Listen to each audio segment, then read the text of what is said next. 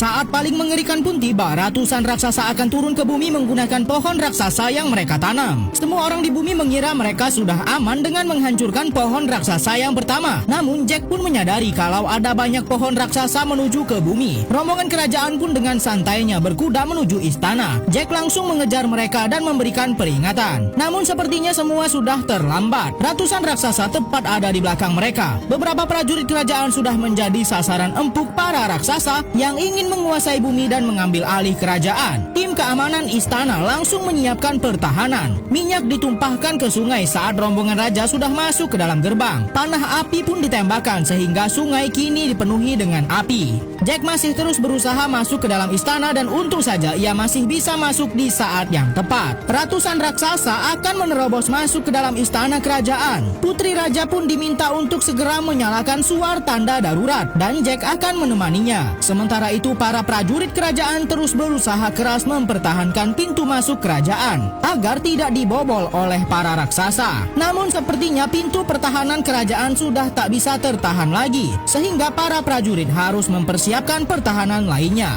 Putri Isabel bersama Jack langsung menuju pintu rahasia istana untuk menyalakan tanda keadaan darurat dan meminta pertolongan dari kerajaan lain. Raksasa yang berada di luar pintu kerajaan semakin barbar dengan melempar pohon-pohon api ke dalam istana. Prajurit kerajaan pun mencoba melesatkan beberapa anak panah ke arah para raksasa, namun sepertinya mudah saja bagi para raksasa untuk menghentikannya. Kini semua pertahanan istana sudah berhasil dihancurkan. Seorang raksasa berhasil menembus ke dalam istana lewat bawah tanah. Putri raja mencoba untuk bersembunyi. Raksasa ini merasakan keberadaan Putri Isabel di dekatnya. Setelah mencari ke semua sisi di sekitarnya, akhirnya keberadaan mereka terdeteksi oleh raksasa. Mereka mencoba kabur dari kejaran raksasa yang mengamuk. Namun mudah saja bagi raksasa ini untuk menangkap Putri raja. Jack mencoba menyerang namun kini malah mereka berdua yang tertangkap oleh raksasa. Sepertinya mereka berdua akan menjadi makanan yang sangat lezat bagi raksasa ini. Di sisi luar kerajaan, para prajurit masih terus berusaha mempertahankan pintu masuk kerajaan dari serbuan ratusan raksasa lainnya.